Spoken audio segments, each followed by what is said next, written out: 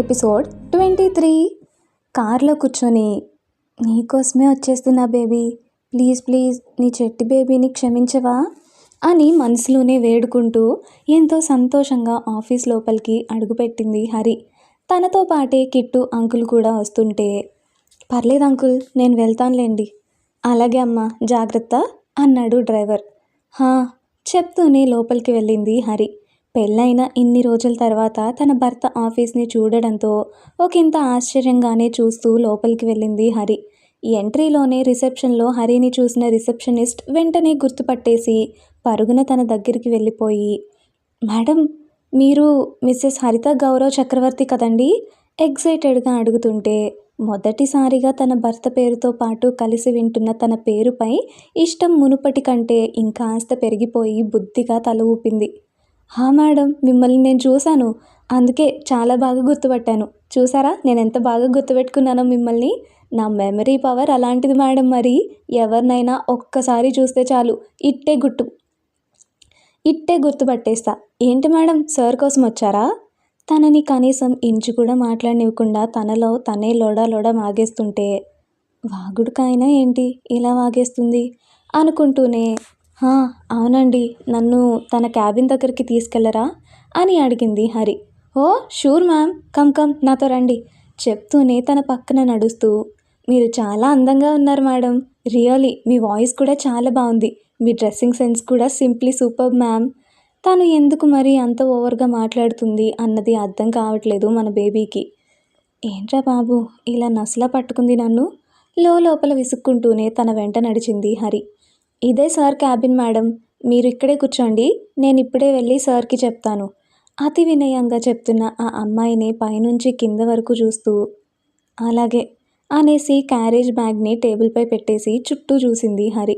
తననే చూస్తూ నవ్వుకుంటూనే పరుగున కాన్ఫరెన్స్ హాల్లో మీటింగ్లో ఉన్న గౌరవ్ దగ్గరికి వెళ్ళిపోయి దడేలమని డోర్ ఓపెన్ చేసి, సార్ అనగానే ప్రెజెంటేషన్ ఇస్తున్న గౌరవ్ ముందే చిరాకులో ఉంటే ఇలా మధ్యలో వచ్చి డిస్టర్బ్ చేస్తుంది అని తెలియగానే, వాట్ అని అరిచేశాడు గట్టిగా ఆ అమ్మాయి వైపే చూస్తూ.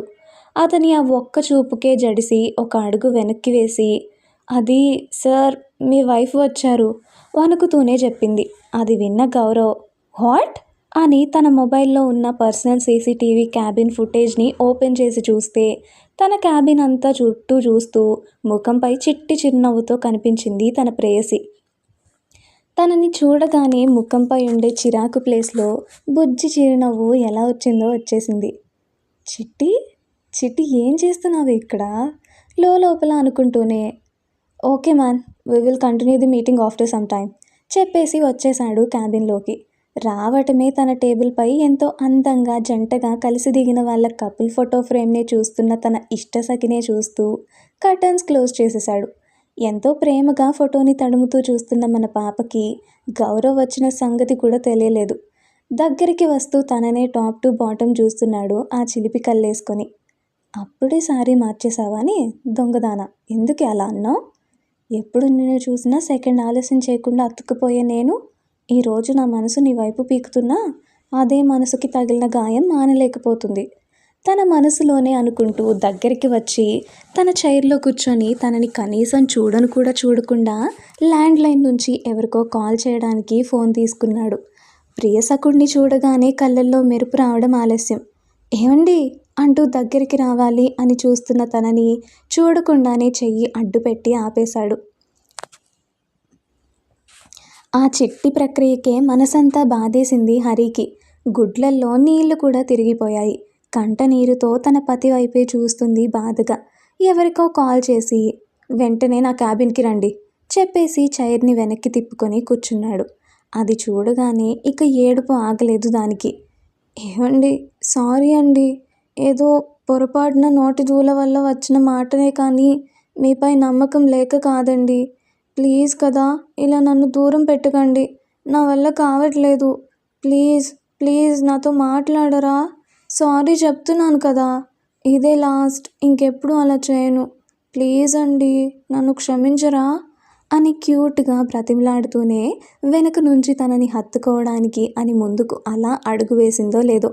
ఎక్స్క్యూజ్ మీ సార్ అంటూ ఎవరో డోర్ కొట్టడంతో ఉన్న చోటే ఆగిపోయి డోర్ వైపుకి దృష్టి సారించింది.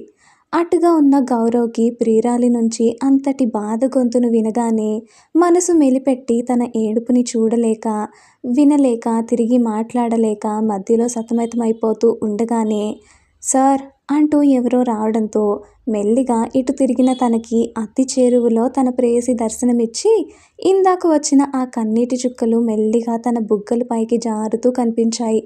వాటిని చూడగానే అతని కంట నీరు వచ్చేసి తనకే తెలియకుండా వాటి దగ్గరికి వెళ్ళిపోతున్న తన చేతిని కష్టంగా వెనక్కి తీసేసుకున్నాడు. వచ్చిన వ్యక్తిని చూస్తూ ఎందుకు పిలిచాడా అని హరి ఇటు తిరుగుతుంటే ఇటుగా తిరిగిన తనకి తన ప్రాణసఖుడు ఇటువైపుకి తిరిగి ఉండడం చూసి ఏమండి అని ఆశగా పిలుస్తుంటే తన పిలుపు మధ్యలో ఉండగానే వచ్చిన అతన్ని చూస్తూ రాము వచ్చావా, మేడంని జాగ్రత్తగా ఇంట్లో డ్రాప్ చేసి రాపో తను శాంతంగానే చెప్పాడు. కానీ అది విన్న హరి మాత్రం బిత్తరపోయింది. అది విన్న డ్రైవర్ సార్ ఓకే అంటూ మేడం రండి అని పిలుస్తుంటే బాధగా ఫేస్ పెట్టేసుకొని ఏవండి ప్లీజ్ కదా. రాము నేను ఒకసారే చెప్తాను, మళ్ళీ మళ్ళీ చెప్పను. ఈసారి కొంచెం కోపంగానే అన్నాడు గౌరవ్. ఆ కోపానికి ఉలిక్కిపడి సర్లేండి, నాతో మాట్లాడకపోతే మాట్లాడకపోయారు, నేను వెళ్ళిపోతానులే, కానీ ఫుడ్ని మాత్రం తినండి ప్లీజ్ అని బ్యాగ్ తన వైపుకు జరిపింది. అది చూసి రాము ఈ క్యారేజ్ తీసుకుపోయి మీరంతా తినేసేయండి. ఆ మాటకి ఇక కన్నీళ్లు ఆగలేదు, వటవట కారిపోయాయి కళ్ళ నుంచి. అది చూస్తున్న డ్రైవర్కి మాత్రం సార్ గారు మేడంపై కోపంగా ఉన్నది స్పష్టంగా తెలుస్తుంది. కానీ ఎందుకో తెలియడం లేదు. ఇంకా ఉన్న చోటే నిల్చున్న హరిని చూడగానే ఎంతసేపు రాము గదిమాడు. దానికే అదిరిపడి అమ్మా రండమ్మా, అయ్యగారు కోపంగా ఉన్నారు, మీరు రండి అంటూ తీసుకుపోతుంటే ఆయనేం నాకు చెప్పాల్సిన అవసరం లేదులేండి అంకుల్, నేను డ్రైవర్ అంకుల్తోనే వచ్చాను, తనతోనే వెళ్తాను, నేను మనిషిని, నాకు కాళ్ళున్నాయి, నేను నడవగలను అని డోర్ని విసురుగా తెరిచేసి వెళ్ళిపోయింది బాధగా.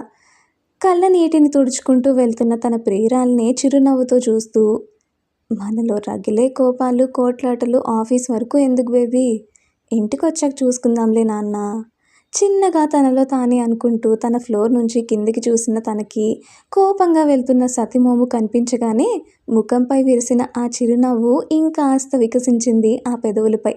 కోపంగా బయటికి వచ్చిన హరిని చూసి మేడం మేడం మిమ్మల్ని ఏమైనా డ్రాప్ చేయమంటారా, నేను ఉన్నాను చెప్పండి మేడం, నేను డ్రాప్ చేస్తాను అంటూ ఇందాక మాట్లాడిన ఆ వాగుడుకాయ అమ్మాయి మళ్ళీ తెగ నసపెడుతుంటే ఏం అవసరం లేదండి, నా కారు ఉంది వెనక్కి తిరిగి చెప్తూనే ముందుకు వెళ్తుంటే ముందు చూసుకోక కంపెనీకి ఎదురుగా ఉండే ఎంట్రీ రాడ్స్ తన లెఫ్ట్ హ్యాండ్ని కోసుకుపోయాయి. అది చూసి హరి నొప్పితో బాధపడుతుంటే అయ్యో మేడం కోసుకుపోయింది, ఇలా రండి మీకు ఫస్ట్ ఎయిడ్ చేస్తాను అని ఆ అమ్మాయి ముందుకొస్తుంటే చెయ్యి అడ్డుగా పెట్టేసి పర్లేదు నేను బాగానే ఉన్నాను నొప్పిని భరించేస్తూ చెప్పేసి అప్పటికే డ్రైవర్ వచ్చేయడంతో కారు ఎక్కేసింది. పైనుంచి చూస్తున్న గౌరవ్కి తనకు దెబ్బ తగిలింది కనిపించక కోపంగా వెళ్తున్నది మాత్రమే కనిపించి తనలో తానే నవ్వుకున్నాడు ప్రియసతి కోపానికి. నవ్వుకుంటూ టేబుల్పై చూసిన తనకి ఇందాక రాముకి చెప్పిన క్యారేజ్ అక్కడే ఉండడం చూసి దాన్ని తీసుకొని ఎంతో ప్రేమగా తన కోసమే చేసిన తనకి బాగా ఇష్టమైన ఎగ్ కర్రీతో బాగా లాగించేశాడు లంచ్ని.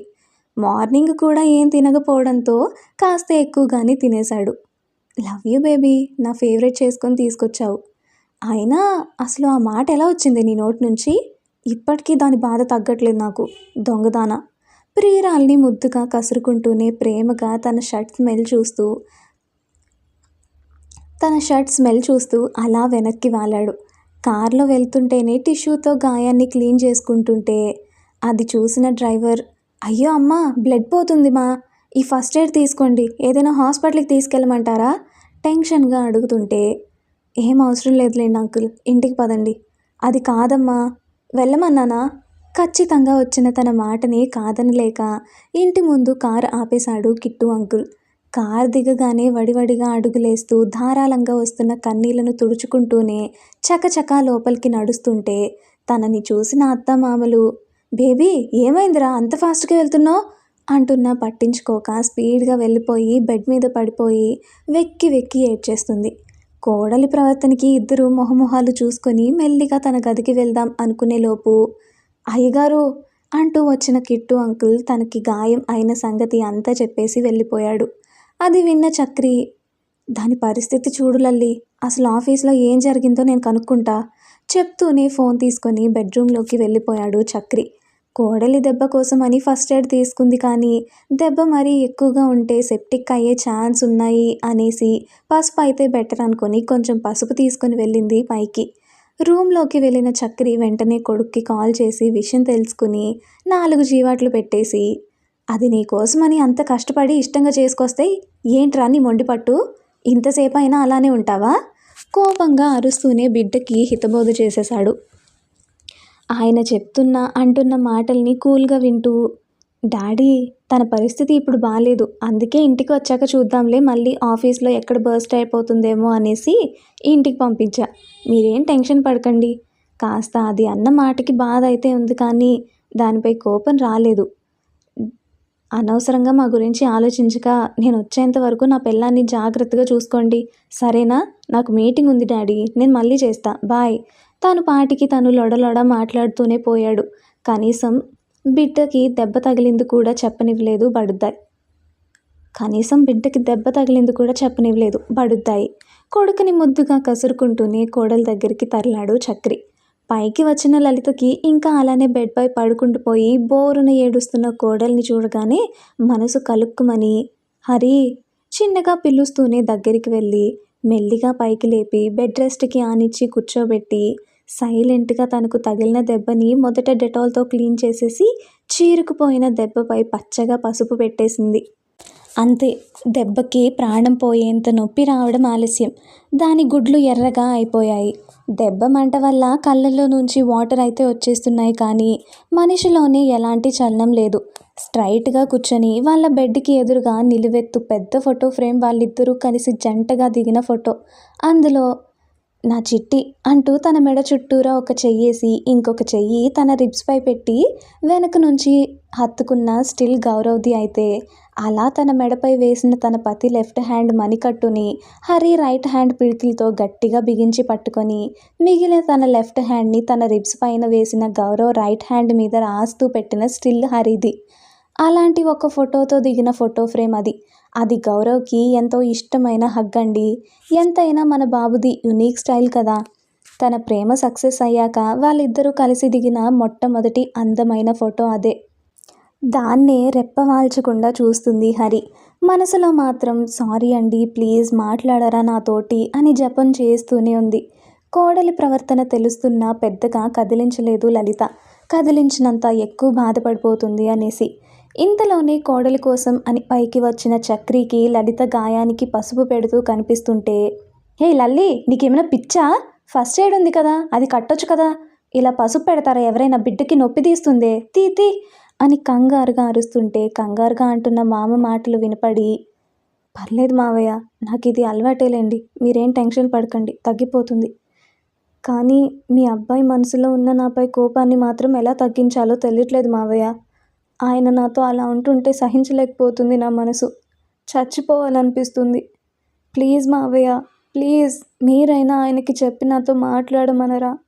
I swear and I promise, అలాంటి మాటలు నా లైఫ్లో ఇంకెప్పుడు అనను, మాట్లాడను, ప్రామిస్ చేస్తున్నా కదా మావయ్య, ప్లీజ్ చెప్పరా అని ప్రాధేయపడుతుంటే దాని బాధ చూస్తుంటే తట్టుకోలేకపోతుంది ఆ పెద్ద గుండె. పెద్ద గుండె అంటే పెద్దగా ఉంటుందా అనకండోయ్, పెద్దవారు అనేసి అలా అన్నాము అంతే, హిహి. తన ఏడుపు చూసి తండ్రిలా లాలిస్తూ హరిని తన ఒడిలో పడుకోబెట్టుకుని భార్యకి సైగ చేసి ఫుడ్ తెమ్మని చెప్పి ప్రేమగా తన తల నిమురుతూ, వాడి ప్రేమేంటో నీకు తెలీదానే. తెలుసు మావయ్య, చెప్పా కదా, ఏదో పొరపాటున నోరు జారి అలా అన్నాను, అంతేకాని కావాలని కాదు అంటుంటే, అబ్బా బేబీ, అది కాదే, ఫస్ట్ నేను చెప్పేది పూర్తిగా విను. వాడి ప్రేమేంటో నీకు తెలీదా? వాడెప్పుడైనా నీపై కోపం తెచ్చుకున్నాడా, లేక ఆవేశంలో ఎప్పుడైనా నీపై చెయ్యెత్తాడా? లేదు కదా. మరి ఇప్పుడు కూడా ఓవర్ థింకింగ్ ఎందుకు చేస్తున్నావురా? వాడేం నీపై కోపంగా లేడులేరా, ఏదో చిన్న బాధ అంతే. నా బేబీకి నాపై నమ్మకం లేదా? ఇన్ని రోజులు ఇన్ని నెలలు అవుతున్నా కూడా అన్న చిన్న బాధనే వాడు తట్టుకోలేకపోతున్నాడు. అంతేరా, నువ్వేం టెన్షన్ తీసుకోకు. వాడు వచ్చేంత వరకు వెయిట్ చేయి. వచ్చాక కూడా అలానే బెట్టు చేస్తే మేము 4 తగిలిస్తాంలే, సరేనా? ఏది కాస్త అన్నం తిందు. లే నాన్న. మామ చెప్పేది అంత శ్రద్ధగా వింటూనే భర్త పడుతున్న బాధలో అర్థం ఉంది, ఆ బాధని నేనే తొలగిస్తా అనుకుంటూ అన్నం అనేసరికి, ఆయన ఏం తినలేదు మామ, నాకేం వద్దు. ఆయన వచ్చేంత వరకు నేను ఇలానే ఉంటా. కాసేపు రెస్ట్ తీసుకుంటానులేండి, మీరు వెళ్ళండి. అది కాదురా, కాస్త తిను అంటున్నా వినకుండా మొండి పట్టు పట్టి ఇద్దరిని కిందకి పంపించేసింది హరి. కనీసం జ్యూస్ అన్న తాగే అంటూ టేబుల్పై పెట్టేసి తనని మరీ ఎక్కువ బలవంతం చేయలేక కొడుకొస్తే అదే సెట్ అవుతుందిలే అనుకొని వెళ్ళిపోయారు ఇద్దరు. అదండి మరి ఇవాల్టి ఎపిసోడ్. మీకు ఈ ఎపిసోడ్ ఎలా అనిపించిందో కింద కమెంట్స్లో మాతో షేర్ చేసుకోవడం మర్చిపోకండి. అలానే ఈ వీడియోని లైక్ చేసి మీ ఫ్రెండ్స్ అండ్ ఫ్యామిలీతో షేర్ చేసుకొని పక్కనే ఉన్న హైప్ బటన్ క్లిక్ చేసి ఈ వీడియోకి కొంచెం హైప్ ఇస్తే మేము చాలా హ్యాపీ అయిపోతాం. మరో ఎపిసోడ్తో మళ్ళీ కలుసుకుందాం. అంతవరకు బాయ్. ఇట్లు మీ సౌజీ ప్రియ. Thanks for watching.